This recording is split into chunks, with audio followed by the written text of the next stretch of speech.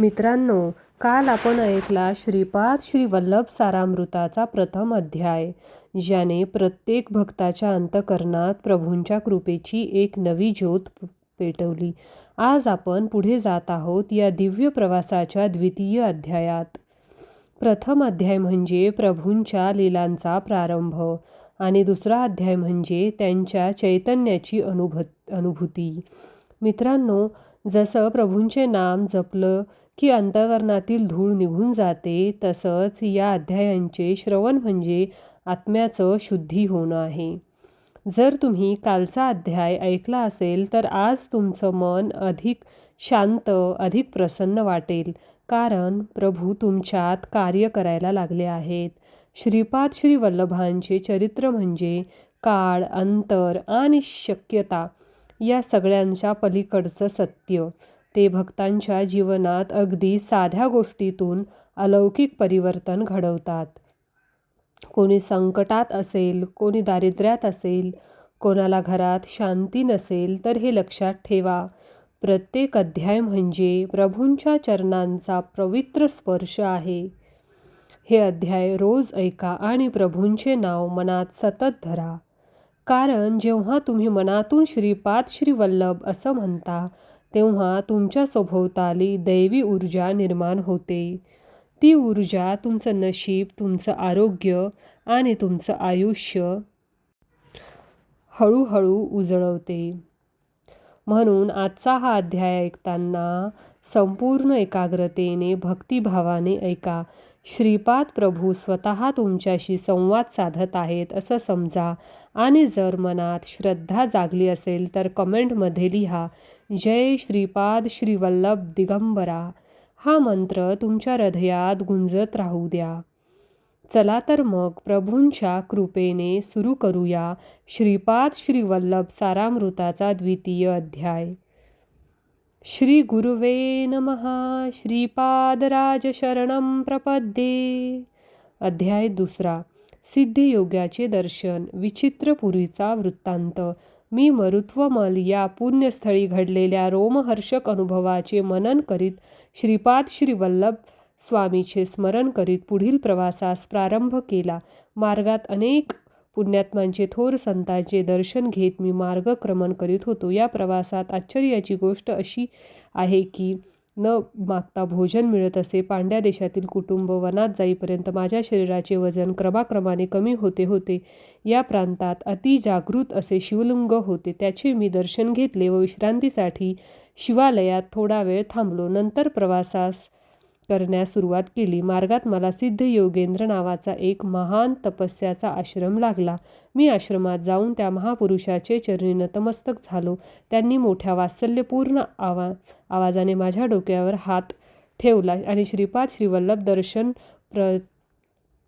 प्राप्तिरस्तू असा तोंड भरून आशीर्वाद दिला. त्यांच्या चरणस्पर्शाने मला शरीर कापसाप्रमाणे हलके वाटू लागले होते.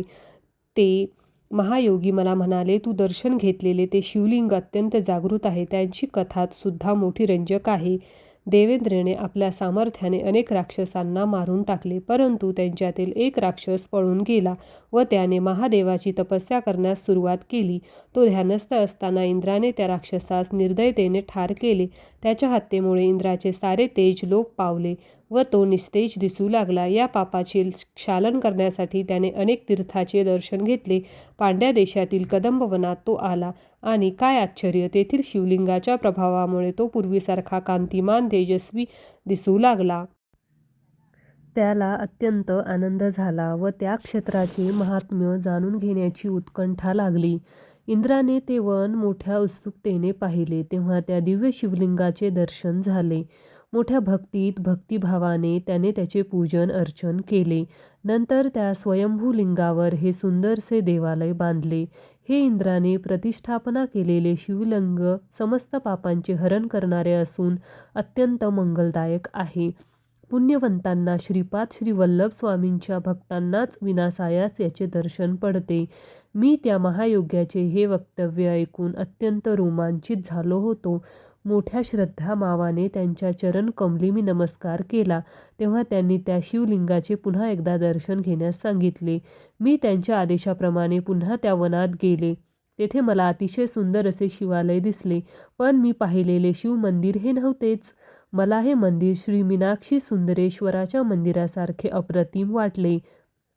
मी मोठ्या श्रद्धेने शिवलिंगाचे दर्शन घेतले व श्री सिद्ध योगेंद्राकडे येण्यास निघालो. तेथील परिसर जनसमुदायाने भरलेल्या एका शहरासारखा वाटला. श्री योगेंद्राचा आश्रम मात्र सापडला नाही. मी श्रीपाद श्री वल्लभ स्वामींचे मनात चिंतन करून पुढे प्रवासास प्रारंभ केला. तेव्हा सूर्यास्त होऊन अंधकार चोहीकडे पसरला होता. मी मार्गक्रमण करतच होतो. माझ्या मागून प्रकाशाचा झोत आल्यासारखे वाटल्याने मी मागे वळून पाहिले. माझ्या मागे 3 शिरे असलेला एक सपे येत होता. त्याच्या मस्तकावर 3 दिव्य मणी होते. त्यांचाच प्रकाश मला मार्ग दाखवित होता. मी अत्यंत भयभीत झालो होतो. माझ्या हृदयाचे स्पंदन वाढत होते. मी श्रीपाद श्रीवल्लभाच्या दिव्य नामाचा उच्चार करीत पुढे चाललो होतो. त्या सर्पाचा उजेड मार्गप्रदर्शन करीत होता. शेवटी मी कसाबसा श्री सिद्धयोगी पीठाच्या आश्रमात पोहोचलो. तेव्हा ती दिव्य सर्प व त्याचा प्रकाश तत्काळ अदृश्य झाला. श्री सिद्ध योगेंद्रांनी माझ्या मोठ्या प्रेमाने स्वागत केले व केळीच्या पानात भाजलेले गरम गरम वरण प्रसाद म्हणून दिले. मी ते पोटभर खाल्ले, परंतु माझ्या हृदयातील धडधड कमी झाली नव्हती. तेव्हा त्या दयामूर्ती योगेश्वरांनी मोठ्या प्रेमभावाने माझ्या धडधडत्या छातीवर हात फिरवला. नंतर तो दिव्य हस्त माझ्या मस्तकावरून फिरवला व माझ्या डोळ्यांनाही प्रेमस्पर्श केला. त्या करुणामय स्पर्शाने माझ्या हृदयातील सारी धडधड पार पडून गेली. तसेच मनातील वाईट विचार, दुष्ट संकल्प बाहेर निघून जात असल्याचे जाणवले. हृदय एका अनामिक आनंदाने भरून गेले. श्री दत्त महिमा. श्रीपाद श्रीवल्लभ स्वामीचा क्षानुग्रह संपादन करण्यास योग्य. यावेळी सिद्धयोगी म्हणाले, तू अगोदर दर्शन घेतलेले शिवलिंग आणि त्यानंतर दर्शन घेतलेले श्री सुंदरेश्वराचे मंदिर ही 2 वेगवेगळी देवालय नाहीत. तुला अशा प्रकारचा अनुभव पडून आणावा अशी श्री दत्तात्रेयांची अनुशा होती, म्हणून तुला अशी वेगवेगळी मंदिरे दाखवली. श्री दत्ताच्या कृपाप्रसादाने काळास मागे नेऊन देवेंद्राने प्रतिष्ठापना केलेली मूर्ती, त्यावेळेचा परिसर तुला दाखविला. तू पाहिलेली सारी सृष्टी असे समजणे हा एक मायेचा खेळच आहे. सर्व काही चैतन्य स्वरूप आहे. श्री दत्त प्रभूंच्या केवळ संकल्पाने भविष्य वर्तमानामध्ये बदलू शकते. वर्तमान काळ भूतकाळ व भूतकाळ वर्तमानात परावर्तित होऊ शकतो. भूतकाळातील घडलेल्या साऱ्या घटना वर्तमान काळात घडत असलेल्या व भविष्यकाळी घडणाऱ्या साऱ्या घटना श्री दत्तप्रभूंच्या संकल्पानुसार पडतात. एखादी गोष्ट घडणे, न पडणे व अथवा वेगळ्या प्रकारे पडण्यास श्री दत्तप्रभूंचा संकल्पच कारणीभूत असते. ज्या संकल्पामुळे सृष्टीची उत्पत्ती, स्थिती व लय होतो, त्या महासंकल्पाचे प्रणेते प्रत्यक्ष श्री दत्तप्रभूच आहेत. तेच सगुण रूपात पीठिकापुरम या क्षेत्री श्रीपाद श्रीवल्लभ या नावाने अवतरले आहेत. तेथील लोकांनी त्यांचे सत्य स्वरूप जाणले नाही, परंतु गुरापूर येथील मासे पकडणाऱ्या कोळी लोकांनी त्यांच्यावर नितांत श्रद्धा ठेवली व अल्पज्ञ असूनही ते स्वामींच्या कृपाप्रसादाने भवसागर आनंदाने पार करून गेले. श्रीपाद श्रीवल्लभांची कृपा संपादन करण्यासाठी आपल्यातील अहंकार पूर्णपणे नाहीसा झाला पाहिजे. ज्यावेळी आपले हृदय काम, क्रोध, लोभ, मोह, मद, मत्सर या षड्रिपुंतून मुक्त होऊन शुद्ध होईल, त्यावेळी स्वामींची कृपा होण्यास मुळीच विलंब लागणार नाही. देवेंद्रने प्रतिष्ठापित केलेले ते शिवलिंग धनंजय नावाच्या एका व्यापाऱ्याने पाहिले. त्याने त्या शिवलिंगाचा महिमा आपल्या देशाचा राजा कुलशेखर पांड्यास सांगितला. ही शिवाज्ञाच मानून त्याने त्या मंदिराचा जीर्णोद्धार केला व तेथे एका नगराची स्थापना करून त्याला मधुरा नगरी असे नाव दिले. कुलशेखर याचा पुत्र मलयध्वज आपल्या पित्याप्रमाणेच ईश्वरभक्तच होता. त्याने संतान प्राप्तीसाठी पुत्रकामेष्ठी यज्ञ केला होता. त्या यज्ञकुंडातून एक 3 वर्षाची अतिशय लावण्यवती कन्या अवतरित झाली. तिला पाहून राजा व यज्ञ करणारे सारे विप्र ऋषीगण अत्यंत आनंदित झाले. ही कन्या म्हणजेच मीनाक्षी देवी. तिचा विवाह पुढे सुंदरेश्वराबरोबर झाला. या विवाहात प्रत्यक्ष भक्त विष्णूंनी कन्यादान केले होते. लग्न सोहळा अत्यंत थाटामाटाने साजरा झाला होता. शिवाच्या जटेमधून निघालेली वेगवती नदी मधुरा नगरीतून वाहत होती व तिच्या परिसरातील प्रदेश अत्यंत सुपीक होऊन निसर्गरम्य झाला होता. श्री सिद्धयोगेंद्र पुढे म्हणाले, अरे बाचा, सृष्टीमधील प्रत्येक वस्तूमध्ये स्पंदन होत असते. भिन्न भिन्न प्रकारच्या स्पंदनामुळे व्यक्तीमध्ये आकर्षण तर काहींमध्ये विकर्षण होते. पुण्यकर्म, उत्तम आचार आणि विचाराने स्थूल सूक्ष्म आणि कारण देहात पुण्यरूपी प्रकंपन होते. पापकर्माने पापरूपी प्रकंपन होते. मनुष्याच्या पुण्याईने पुण्यशील व्यक्तीचा संघ अर्थात सत्समाधी प्राप्ती होते. पुण्यस्थळांचे दर्शन घडते. पुण्यकर्मात आसक्ती वाढून पुण्याची वृद्धी होत जाते व पापांचा नाश होतो. या सर्वांचे फलस्वरूप म्हणून श्री दत्तप्रभूंवर भक्ती जडते. अरे बाबा शंकर भट्टा, तुझ्यावर श्री श्रीपादवल्लभांची अपार कृपा असल्यामुळेच तू येथे येऊ शकलास. माझ्या सद्भाग्याचे मला आश्चर्य वाटत होते. श्री श्रीपाद श्री वल्लभांच्या दर्शनाची तळमळ दर क्षणी वाढत होती. केव्हा एकदा कुरवपुरी जाऊन श्रींच्या चरणी नतमस्तक होईन असे झाले होते. अशा स्थितीतच मला निद्रा लागली होती. दुसऱ्या दिवशी सकाळी उठले तर आश्चर्याचा धक्काच बसला. मी एका उंचशा टेकडीवरील पिंपळाच्या झाडाखाली होते. जवळपास कोणी माणसे नव्हती. मी रात्रीच्या श्री सिद्धयोगींच्या आश्रमात राहिलो होतो. तो आश्रम दिसत नव्हता. मला वाटले रात्रभर ज्या आश्रमात राहिलो, श्री सिद्धयोगींच्या वचनामृताचा आस्वाद घेतला, तो एक भ्रम होता काय? असे नाना विकल्प मनात येऊ लागले. तेव्हा मी आपले सामान आवरून घेऊन पुन्हा प्रवास सुरू केला. सकाळी निघाला तर दुपार झाली तरी चालतच होती. थोड्याच वेळात एक लहानसे गाव दिसले. मला अत्यंत भूक लागली होती. मी ब्राह्मणांच्या शिवाय इतर कोणाच्याही घरी अन्न ग्रहण करीत नसे. त्या गावात एकही ब्राह्मण नव्हता. ते एक गिरिजन लोकांचे गाव होते. त्यांचा मुख्या माझ्याजवळ आला व म्हणाला, आमच्या गावात कोणीही ब्राह्मण नाही. आम्ही तुला फळे आणि मध देतो. त्याप्रमाणे त्या वृद्ध गृहस्थाने मला फळे आणि मध आणून दिले. मी ते खाणार एवढ्यात एक कावळा उडत आला आणि माझ्या डोक्यावर येऊन बसला व चोचीने डोक्यास इजा करू लागला. मी त्याला हाकलण्याचे खूप प्रयत्न केले, परंतु व्यर्थ गेले. तेवढ्यात बाजूस असलेल्या झाडावरून एकदम 4-5 कावळे आले. ते माझ्या हातावर खांद्यावर बसून चोचीने हातापायांना जखमा करू लागले. मी तेथून फळे मध टाकून पळालो. तो वृद्ध गृहस्थ म्हणत होता, मी कोणा सिद्ध पुरुषाची निंदा केली असेल, त्यामुळेच हा कावळ्याचा त्रास भोगावा लागला. मला आठवले, मी त्या सिद्धयोगत बहुल मनात शंका घेतली होती. त्याच अपराधाची ही शिक्षा होती. माझे शरीर रक्तबंबाळ झाले होते. मी पळत होती. कावळ पाठलाग करीतच होते. मी श्रीपाद श्री वल्लभांची मनोमन प्रार्थना केली व या संकटातून सुटका करण्याची विनंती केली. तेव्हा मला समोर एक औदुंबराचे झाड दिसले. मी त्या झाडाखाली विश्रांतीसाठी बसलो. त्यावेळी मला जाणवले की माझ्या शरीरातून एक प्रकारचा दुर्गंध येत आहे. त्या वासामुळे जवळपास असलेल्या वारुळातून सर्प बाहेर आले आणि दंश करण्यास सुरुवात केली. त्यांच्या त्या विषाने मी मृतप्रायच झालो. तोंडातून फेस येत होता.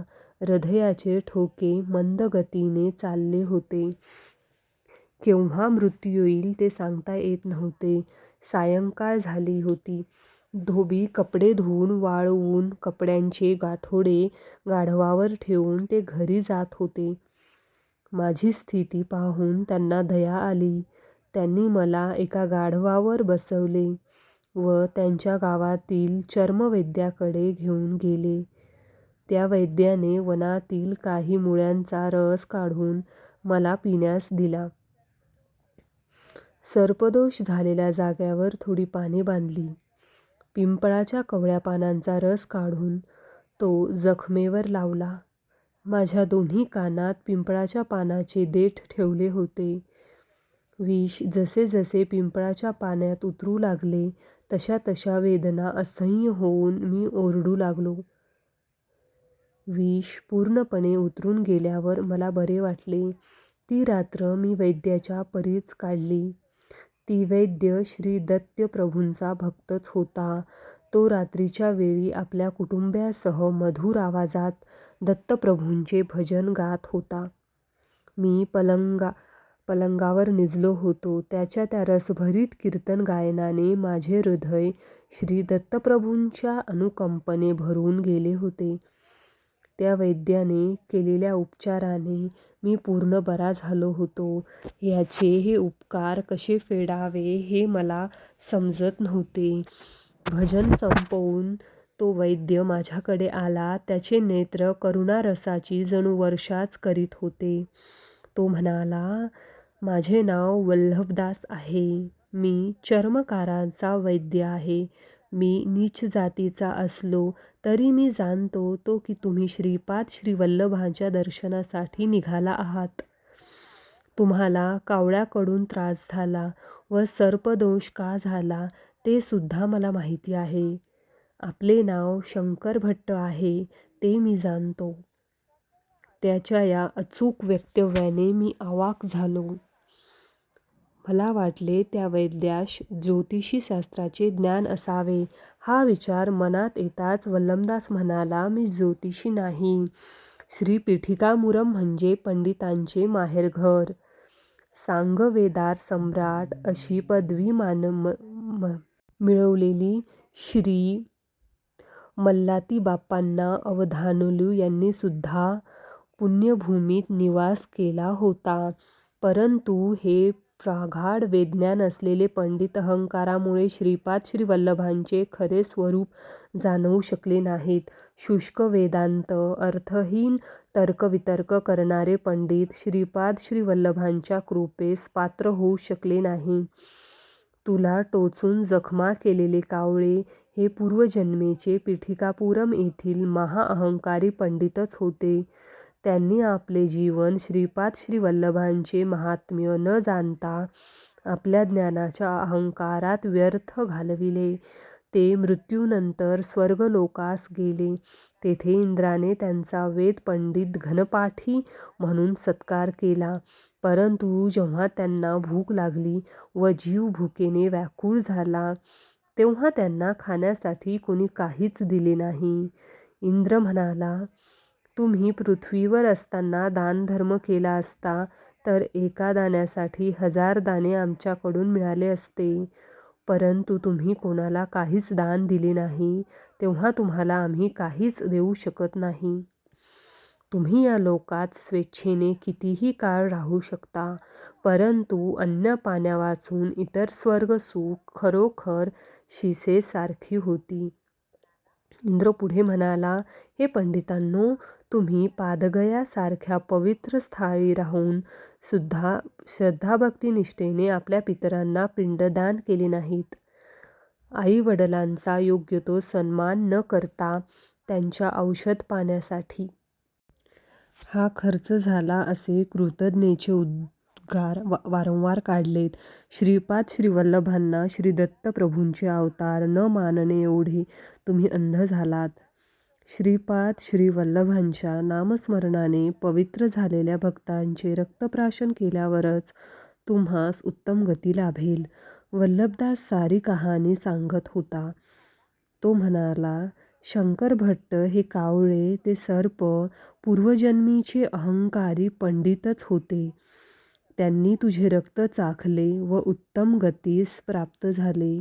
वल्लभदास पुढे म्हणाला, ब्राह्मण सत्यनिष्ठ असावा, क्षत्रिय धर्मबद्ध असावेत, वैश्यांनी व्यवसाय व्यापार, गायीचे रक्षण, क्रय विक्रय आदी व्यवहार करावे, शूद्रांनो प्रेमस्वरूप राहून सेवा करावी.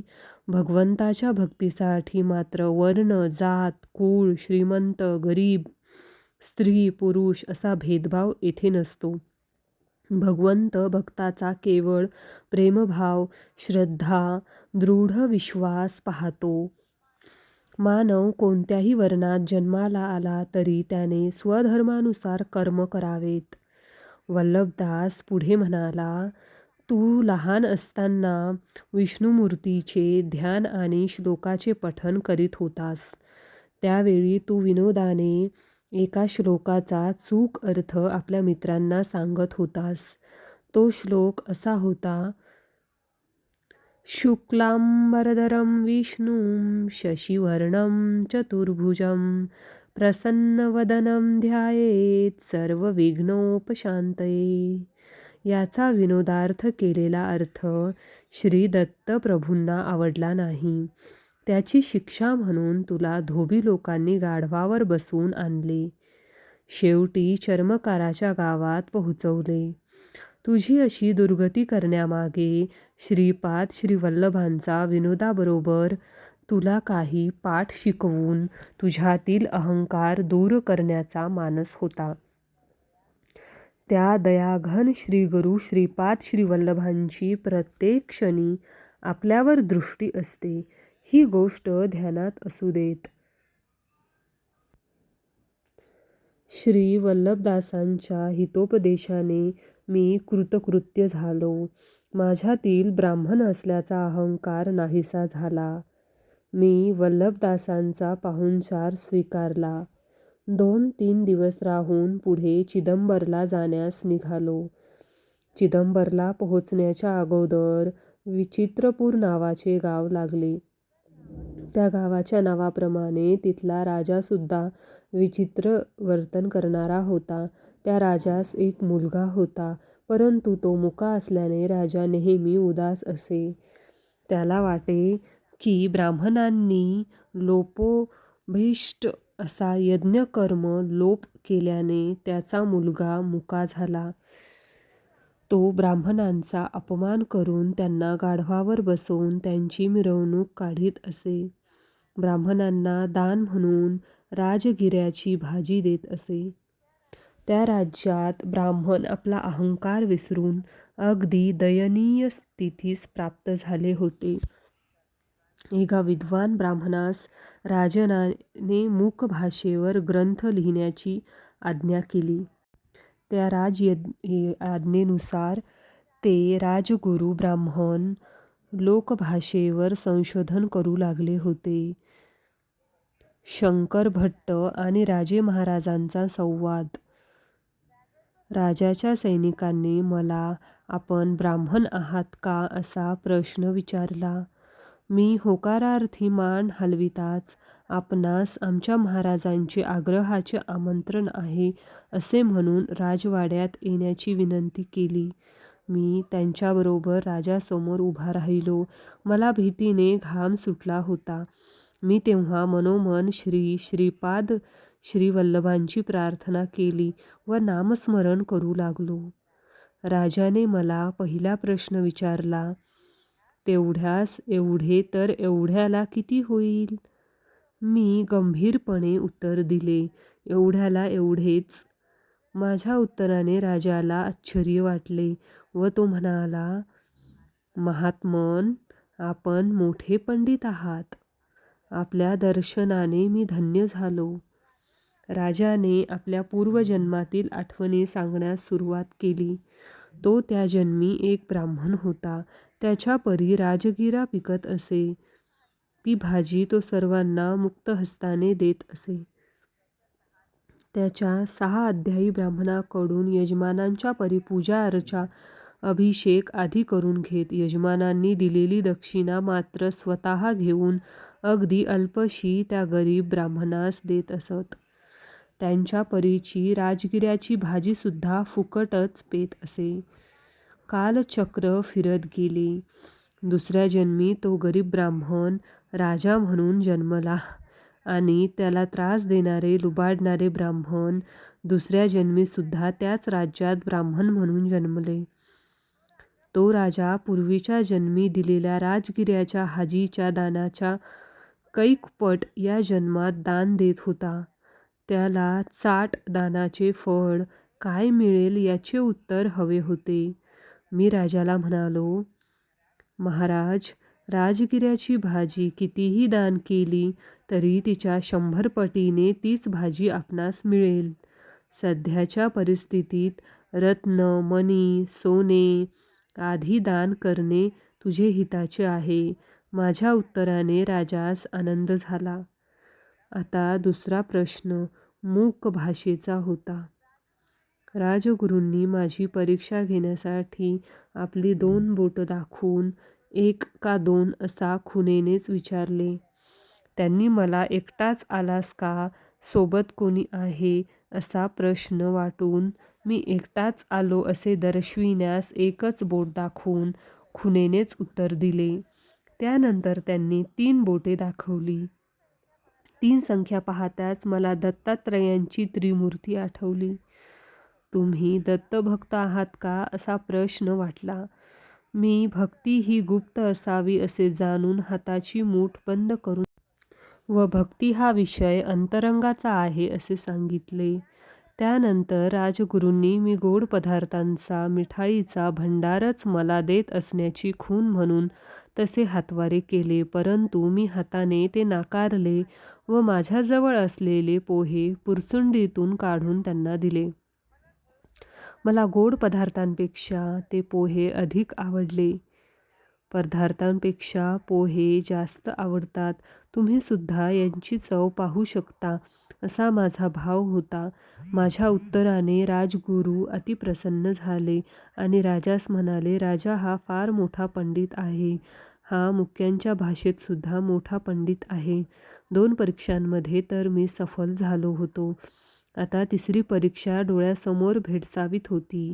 राजगुरूंनी सांगितले, चमकमधील श्लोक वाचून त्याचा अर्थ सांगावा. मी श्रीपाद श्रीवल्लभांचे मनोमन स्मरण करीत होतो व एक एक श्लोक वाचला व त्याचा अर्थ सभेस समजावून सांगितला. मी सांगितलेला अर्थ असा होता, एका चमे म्हणजे 1, ती समे म्हणजे एकाला 3 जोडले असता 4 होतात व त्यांचे वर्गमूळ 2 येते. पंचमे म्हणजे 4त 5 मिसळल्यास 9 होतात व त्याचे वर्गमूळ 3 येते. सप्तचमेवर आलेला 9 म्हणजे 7 मिसळल्यास 16 येतात व त्याचा वर्गमूळ 4 येतो. नतचमे म्हणजे वरील 16 संख्येत 9 मिसळले असता 25 येतात व त्याचे वर्गमूळ 5 येते. एकादशचमे म्हणजे वरील 25 मध्ये 11 मिसळल्यास 32 येतात व त्याचे वर्गमूळ 6 येते. त्रयोदशचमे म्हणजे वरील 36 संख्येत 13 मिसळल्यास 49 येतात व त्याचे वर्गमूळ 7. पंचदशमे म्हणजे वरील 49 संख्येत 15 मिसळले असता 64 होतात व त्याचे वर्गमूळ 8 येते. सप्तदशचमे म्हणजे त्याचा 64 संख्येत 17 मिसळले असता येणारी संख्या 81 व त्याचे वर्गमूळ 9. नवदशधर्म म्हणजे वरील 81 संख्येत 19 मिसळले असता 100 होतात व त्याचे वर्गमूळ 10. एकविंशतिचमे म्हणजे वरील 100 या संख्येत 21 मिळवल्यास व संख्या 121 होते व त्याचे वर्गमूळ येते 11. विक्वीस म्हणजे वरील 120 संख्येत 23 मिळवले असता 144 होतात, त्याचे वर्गमूळ येते 12. पंचविसावे चमे म्हणजे अर्थ वरील 144 संख्येत 25 मिसळले असता 169 होतात व त्याचे वर्गमूळ येते 13. सप्तविंशमे म्हणजे अर्थ वरील 169 मध्ये 27 मिसळले असता 196 होतात व त्याचे वर्गमूळ येते 14. नववीन क्षमे म्हणजे वरील 196 मध्ये 29 मिसळल्यास 225 होतात व त्याचे वर्गमूळ 15 येते. एकत्रिम शमे याचा अर्थ वरील 225 मध्ये 31 मिळविले असता 258 येतात आणि त्याचे वर्गमूळ येते 16. वयत्रिशत शमे म्हणजे वरील 256 मध्ये 33 मिसळले असता 289 येते, त्याचे वर्गमूळ येते 17. माझे हे प्रवचन मलाच आश्चर्यकारक वाटले. मी हे जे बोलले ते सर्व सृष्टीचा परमाणूचे रहस्य होते. ते कणाद ऋषींना माहीत होते. परमाणूंच्या सूक्ष्म कणांच्या भेदामुळेच विविध धातूंची निर्मिती होते. माझे प्रवचन दरबारातील सर्वांना खूप आवडले. राजाच्या सर्व प्रश्नांना समर्पक उत्तरे दिल्यामुळे व श्रीपाद श्रीवल्लभांच्या कृपेने मी त्या विचित्रपूर नगरातून सुरक्षितपणे बाहेर पडलो. श्रीपाद श्रीवल्लभांचा जय जयकार असो. श्री स्वामी समर्थ. दिगंबरा दिगंबरा.